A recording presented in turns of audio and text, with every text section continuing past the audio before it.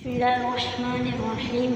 ख्वाबों की ताबीर। ख्वाब अगर ये आए कि मर के कोई बंदा, यानी ख्वाब में मुर्दे इंसान मरे हुए बंदे को देखना, इस्लामी ताबीरात और इमाम इब्न सारी रहमतुल्लाह अलैह की किताब के मुताबिक बहुत अहम माना जाता है। इस ख्वाब की ताबीर एक इस बात पर मुनहसर है, आपने मुर्दा शख्स को किस हालत में देखा, वो आपसे क्या कह रहा था या उसका आपसे क्या रिश्ता था।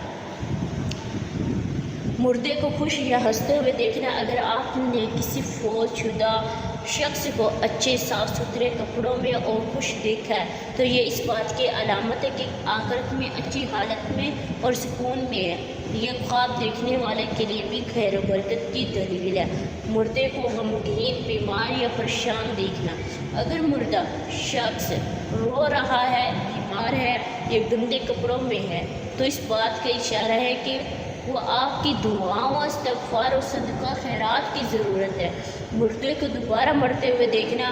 अगर आप ख्वाब में देखें एक शख्स जो पहले से ही मर गया है वो दोबारा फिर मर रहा है तो लोग रो रहे हैं बगैर चीखों पुकार के, तो ये इस फौतशुदा शख्स की औलाद या ख़ानदान में से किसी की शादी होने की तरफ इशारा हो सकता है। लेकिन अगर चीखों पुकार हो तो ये किसी नए गम की निशानी है।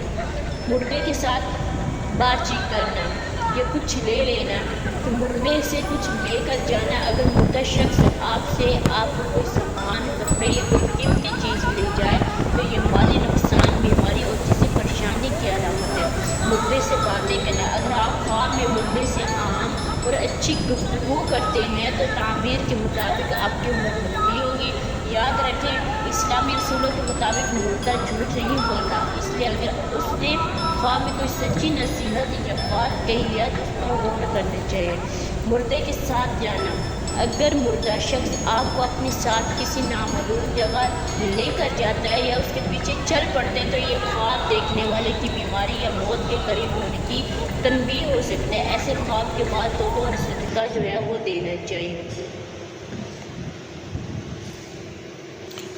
अगर ख्वाब में गंदा या गदाला या काला पानी या बदबूदार पानी देखा हो, परेशानी और बीमारी, रिस्क में तंगी, गुनाहों की तरफ इशारा है। ये बात इस बात की तंबीह हो सकता है कि आप अपने मामलात और कमाई पर गौर करें। ख्वाब में उबलता हुआ पानी या तेज़ गर्म पानी देखना। बहुत उबलता हुआ पानी देखना किसी शदीद गम, गुस्से या हाकिम वक्त या किसी बड़े शख्स की तरफ से पहुंचने वाली तकलीफ़ की अलामत हो सकती है।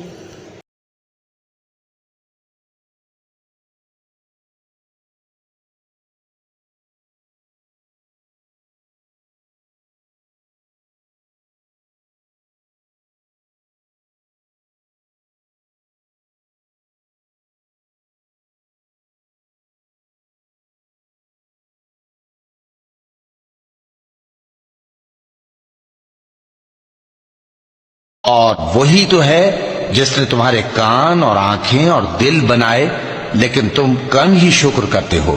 और वही तो है जिसने तुमको जमीन में पैदा किया और उसी की तरफ तुम सब जमा होकर जाओगे।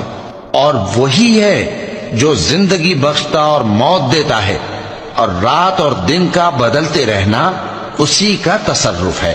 क्या तुम समझते नहीं?